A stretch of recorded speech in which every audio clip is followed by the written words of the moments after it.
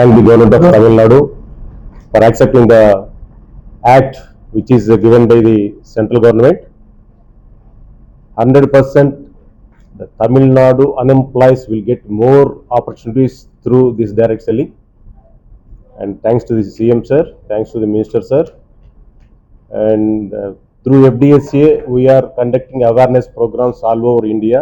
The main aim of conducting these awareness programs are to eradicate money circulation companies, fly-by-night companies from India.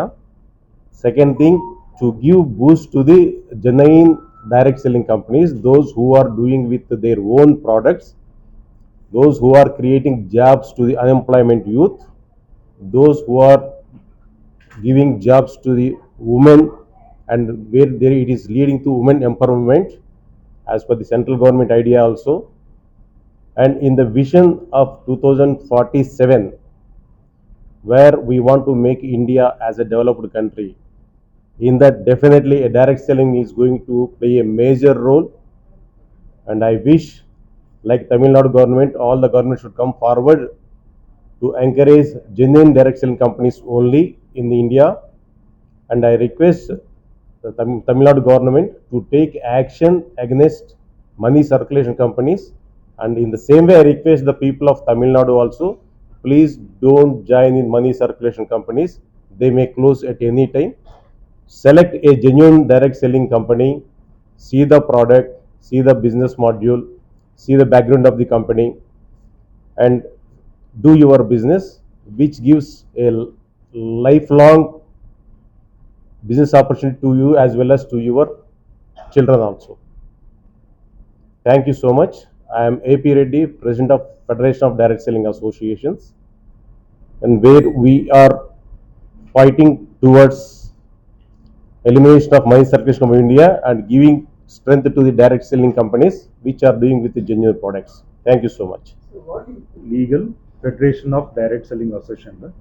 Federation of Direct Selling Association வந்து டெல்லியில் வந்து தலைமையிடமாக கொண்டு India முழுவதும் direct selling வந்து மேனுஃபேக்சர்லேருந்து கஸ்டமர்ஸ்க்கு போய் சேரக்கூடிய நேர்முக விற்பனைக்கான ஒரு ஃபெடரேஷன் இது. இந்த ஃபெடரேஷனில் வந்து என்ன செய்கிறோம் அப்படின்னு பார்த்தீங்கன்னா 3 வகையான வந்து ஒர்க் மேஜராக பிரைமரியாக இருக்குது.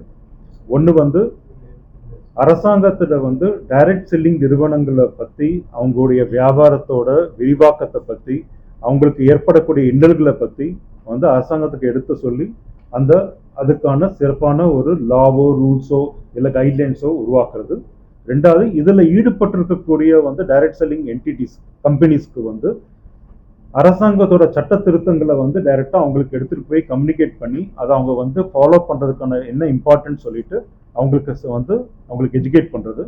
மூணாவது வந்து இது வந்து முக்கியமாக இதில் ஈடுபடக்கூடிய நுகர்வோர்கள், கன்சியூமர்ஸ், டைரக்ட் செல்லிங் கன்சியூமர்ஸ் ஆகட்டும், இந்த கம்பெனிஸ் தான் வாங்கக்கூடிய பொருட்களை வாங்கி உபயோகப்படுத்தக்கூடிய நுகர்வோர்களுக்கு வந்து அவங்களுக்கு இருக்கக்கூடிய உரிமைகள் என்ன, இதில் வந்து அவங்களுக்கு இதில் பாதிப்பு ஏற்பட்டால் அவங்க எந்த இடத்துல போய் கம்ப்ளைண்ட் பண்ணலாம், அவங்களுக்கான வந்து இந்த சட்டம் என்ன சொல்ல வருது, அவங்களுக்கான வந்து வாழ்வாண்மையை எப்படி இந்த சட்டம் வந்து அவங்களுக்கு உறுதியளிக்குது அப்படிங்கிற விஷயத்த எடுத்துகிட்டு போகிறது தான் எங்களுக்கு.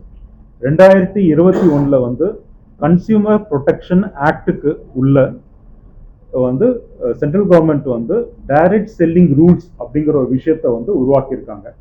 இந்த டைரக்ட் செல்லிங் ரூல்ஸ் மூலமாக என்ன செஞ்சுருக்காங்க அப்படின்னு பார்த்தீங்கன்னா, இந்த டைரக்ட் செல்லிங் ரூல்ஸில் ஈடுபடக்கூடிய வியாபாரம் என்னவா இருக்கணும், பொருட்களை விற்பது மூலமாகவோ இல்லை சேவைகளை கொடுப்பது மூலமாகவோ வந்து அதை சுயரதை போட்டு தான் டைரக்ட் செல்லிங் நிறுவனமாக இருக்க முடியும். அந்த டைரக்ட் செல்லிங் நிறுவனத்தில் வந்து அந்த பொருளோ இல்லை சேவையோ விற்கிறது மூலமாக வரக்கூடிய வருமானத்தை மட்டும்தான் கமிஷனாக கொடுக்க முடியும்.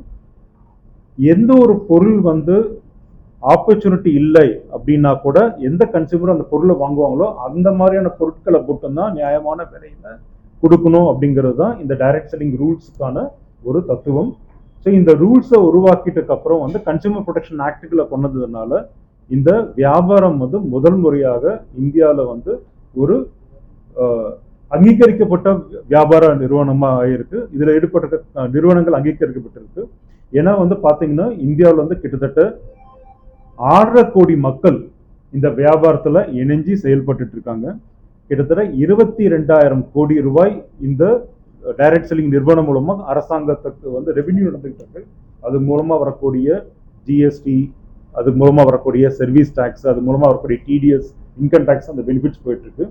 கிட்டத்தட்ட 55% வந்து மகளிர் இதில் ஈடுபட்டிருக்காங்க, லேடிஸ் எல்லாம் ஈடுபட்டிருக்காங்க.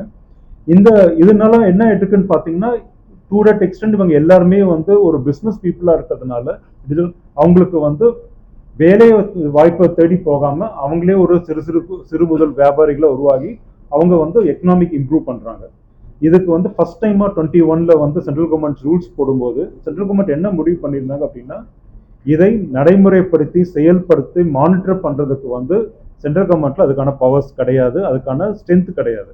அதனால இதை ஸ்டேட் சப்ஜெக்டா கன்வெர்ட் பண்ணிட்டு ஒவ்வொரு ஸ்டேட்லயும் இந்த ரூல்ஸ்க்கு கீழே ஒரு மானிட்டரிங் கமிட்டி அப்பாயிண்ட் பண்ணணும் அப்படின்னு சொல்லி வந்து அனௌன்ஸ் பண்ணியிருந்தாங்க.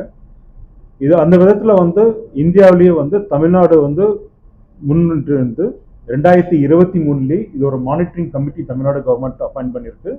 Consumer protection, consumer department, consumer affairs department கீழே வந்து இந்த மானிட்டரிங் கமிட்டி வந்து வருது. அந்த மானிட்டரிங் கமிட்டியில் வந்து பார்த்தீங்க அப்படின்னா ஜிஎஸ்டி கமிஷனர், அப்புறம் வந்து ரெவென்யூ செக்ரட்டரி, டிஜிபி, தென் வந்து லீகல் மெட்ரலாஜிக்கான செக்ரட்டரி, அதுக்கப்புறம் எஃப்எஸ்எஸ்ஐக்கான செக்ரட்டரி, இந்த மாதிரி இதுக்கு சம்பந்தப்பட்ட அத்தனை வந்து டிபார்ட்மெண்ட்டுக்கான செக்ரட்டரிஸும் இந்த மானிட்டரிங் கமிட்டியில் ஒரு மெம்பராக இருக்காங்க. ஒவ்வொரு குவார்ட்டர்லையும் வந்து இந்த மானிட்டரிங் கமிட்டி கூடி இதில் வரக்கூடிய ஏதாவது கம்ப்ளைண்ட், நுகர்வோர்லேருந்து கம்ப்ளைண்ட் வந்திருந்தது அப்படின்னா அந்த கம்ப்ளைண்ட்டுக்கு அதை அட்ரஸ் பண்ணுறாங்க.